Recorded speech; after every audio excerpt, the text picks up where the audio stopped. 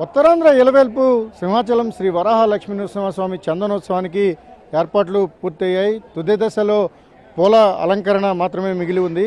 ఇక క్యూ లైన్లు కానీ లేకపోతే బారికేడ్ల ఏర్పాట్లన్నింటినీ కూడా దాదాపుగా యంత్రాంగం పూర్తి చేసింది. పెద్ద ఎత్తున మంచినీరుతో పాటు ఇతర సౌకర్యాలన్నింటినీ కల్పించడం ద్వారా ఈసారి చందనోత్సవాన్ని పూర్తి స్థాయిలో విజయవంతం చేయాలన్న గట్టి లక్ష్యంతో పనిచేస్తోంది. ముగ్గురు మంత్రుల కమిటీ ఏర్పాటైంది. ముగ్గురుల కమిటీ ఎప్పటికప్పుడు పరిస్థితిని సమీక్షిస్తోంది. ఓవరాల్గా 2 లక్షల మందికి పైగా భక్తులు వస్తారని అంచనా వేస్తుండగా ఇందుకు తగ్గట్టుగానే విస్తృతమైన ఏర్పాట్లుగానే మనం భావించాల్సి ఉంటుంది. ప్రస్తుతం ఇవన్నీ కూడా క్యూ లైన్స్ మొత్తం సాధారణ అంటే సర్వదర్శనంతో పాటుగా విఐపీలు వివిఐపీల కోసం ప్రత్యేకంగా 1500 రూపాయల దర్శనాలను కూడా ఏర్పాటు చేశారు. ఇక 1500 రూపాయల క్యూ లైన్తో పాటుగా మిగిలిన అన్ని కూడా 1000 రూపాయలు 300 రూపాయల క్యూ లైన్లకు సంబంధించిన కూడా ఏర్పాట్లు అయిపోయాయి. పటిష్టమైన బార్కెటింగ్ వ్యవస్థను కూడా ఏర్పాటు చేశారు. గత ఏడాది జరిగిన ఉత్సవాల్లో అపశృతి చోటు చేసుకుంది. ఆ కారణంగా 7 భక్తులు ప్రాణాలను కోల్పోయారు. సింహాచలంలో చందనోత్సవం జరిగిన రోజు ఖచ్చితంగా వర్షం పడుతుంది. అది ఒక్కొక్కసారి భారీ వర్షంగా మారుతున్న పరిస్థితుల్లో ఈసారి ఎటువంటి అవాంఛనీయ సంఘటనలు చోటు చేసుకోకుండా యంత్రాంగం జాగ్రత్తలను అయితే తీసుకుంది.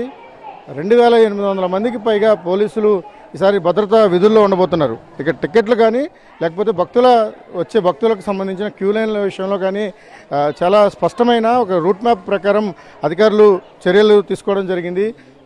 ఇప్పటి వరకు 40,000కు మాత్రమే టికెట్లను విక్రయించారు. మిగిలిన వాళ్ళందరూ కూడా సర్వదర్శనానికి అనుమతిస్తారు. ఈసారి ఆర్టిఫిషియల్ ఇంటెలిజెన్స్ ఆధారిత మొత్తం తీసుకొని భద్రతను పర్యవేక్షించబోతున్నారు. ఓవరాల్గా భద్రతాపరమైన అంశాల విషయంలో చాలా ఎక్కువ శ్రద్ధ వహించాల్సిన పరిస్థితి ఏర్పడుతోంది. 2 లక్షల మంది పైగా వచ్చినప్పుడు వారికి సంబంధించిన కొన్ని ఇబ్బందులు ఉండే అవకాశం ఉంటుంది. ఎండ తీవ్రత కూడా ఎక్కువగా ఉంటుంది.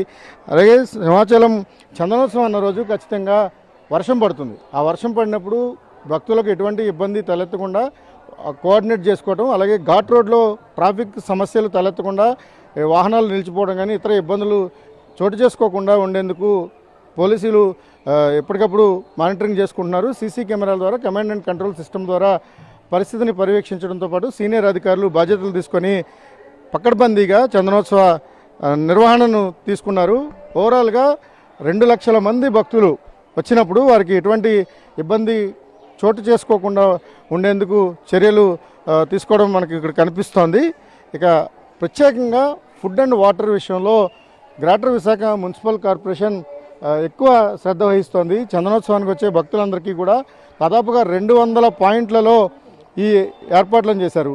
ఎక్కడికక్కడ క్యూ లైన్లకు అందుబాటులో ఉండే విధంగా భారీగా వాటర్తో పాటుగా బిస్కెట్స్ను కూడా అందుబాటులోకి తీసుకొచ్చారు. చిన్నపిల్లలకు పాలు వంటి సౌకర్యం దేవాలయానికి దగ్గరికి వచ్చినప్పుడు పాలు వంటి సౌకర్యాన్ని కూడా కల్పించడం ద్వారా ఎండల తీవ్రత ఎక్కువగా ఉన్నా ఒకవేళ వర్షాలు లాంటివి ఇబ్బంది పెట్టినా కూడా ఎటువంటి సమస్యలు వాటిల్లకుండా ఉండడం కోసం చర్యలు తీసుకుంటున్న పరిస్థితి. ఓవరాల్గా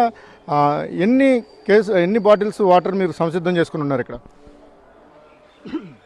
ఇంచుమించుగా దగ్గర ఒక 20 లక్షల పైనే ఉంటాయి. ఇదే కాకుండా భక్తుల్ని అంచనా ప్రకారం ఇంకా లోడ్లు వస్తున్నాయి. ఆ లోడ్లు పెట్టి ఏంటంటే ఈ సంవత్సరం కింద సంవత్సరం కంటే ఈ సంవత్సరం ఇంకా ఎక్కువ వస్తారనేసి అధికారులు అంచనా వేశారు. దానికి తగ్గట్టుగా వాటర్ బాటిల్స్ భక్తులకి అసౌకర్యం కలిగించకుండా సౌకర్యంగా అన్ని కార్యక్రమాలు కూడా జరుగుతున్నాయి. దానికి ప్రత్యేకమైన శ్రద్ధ తీసుకుని కమిషనర్ గారు కానీ అలాగే ఎస్సీ గారు కానీ ఈ గారు కానీ ఏ గారి వర్క్ ఇన్స్పెక్టర్ దగ్గర నుంచి కూడా స్టాఫ్ అందరూ చాలా చక్కగా పనిచేస్తున్నారు. అది నిన్నటి బట్టి కాకుండా మొన్నటి బట్టి కూడా స్టాల్స్ కూడా ఇక్కడ పొట్ట మీద అయితేనేమి కిందనైతేనేమి అనేక కార్యక్రమాలు చేస్తున్నారు. వాళ్ళందరికీ కూడా మేము ప్రత్యేకమైన అభినందనలు తెలియజేస్తున్నాం. రైట్. పారిశుద్ధ్య నిర్వహణ అనేది లక్షల మంది భక్తులు వస్తారు కాబట్టి ఒకటి సెక్యూరిటీ, రెండోది పారిశుద్ధ్య నిర్వహణ అనేది చాలా కీలకంగా ఉంటుంది.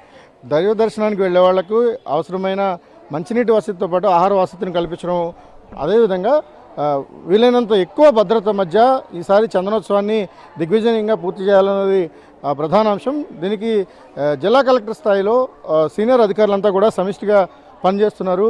100 మంది జీవీఎంసీ శానిటరీ వర్కర్స్ కావచ్చు, లేకపోతే జీవీఎంసీకి సంబంధించిన ఎంప్లాయీస్ అంతా కూడా ఈ చందనోత్సవం మీదనే ఫోకస్డ్గా ఉండి ఎప్పటికప్పుడు పరిస్థితులను అనుగుణంగా వాళ్ళు మార్పులను చేసుకోవడం, డిప్లాయ్మెంట్స్ మార్చుకోవడం కూడా జరుగుతుంది.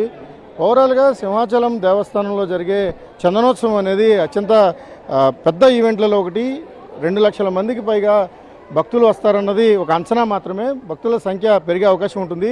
రేపు ఉదయం 3:30 గంటలకు సాధారణ భక్తులకు దర్శనం ప్రారంభమవుతుంది. అంతకుముందు అనువంశిక ధర్మకర్త అశోక్ గజపతిరాజు పట్టు వస్త్రాలు సమర్పిస్తారు. ఆ తర్వాత రాష్ట్ర ప్రభుత్వం తరపున మంత్రి అనిత స్వామివారికి పట్టు వస్త్రాలు సమర్పించిన తర్వాత సాధారణ భక్తులకు దర్శనం ప్రారంభమవుతుంది. 3:30 గంటల నుంచి సాయంత్రం 6 గంటల వరకు నిజరూప దర్శన భాగ్యాన్ని భక్తులు పొందగలుగుతారు. ఆ తర్వాత దర్శనాలను నిలిపివేసి తదుపరి ఏదైతే కార్యక్రమాలు ఉంటాయో శాస్త్రోక్తంగా జరగాల్సిన కార్యక్రమాలన్నింటికి కూడా అధికారులు ఏర్పాట్లు పూర్తి చేస్తున్నారు. ఒకవైపు దేవాదాయ ధర్మాదాయ శాఖతో పాటుగా అన్ని విభాగాలు సమిష్టిగా ఈ చందనోత్సవాన్ని విజయవంతం చేసుకునే ప్రయత్నంలో నిమగ్నమైన ఒక విధంగా ఇది ఒక ఛాలెంజ్గానే అధికారులు భావిస్తున్నారు. ఈ ఈవెంట్ను వీలైనంత వేగంగా సమర్థవంతంగా నిర్వహించడం కోసం సన్నాహాలు చేసుకున్న పరిస్థితి కనిపిస్తోంది. కెమెరామెన్ రవితో రవిచంద్రన్ టీవీ విశాఖపట్నం.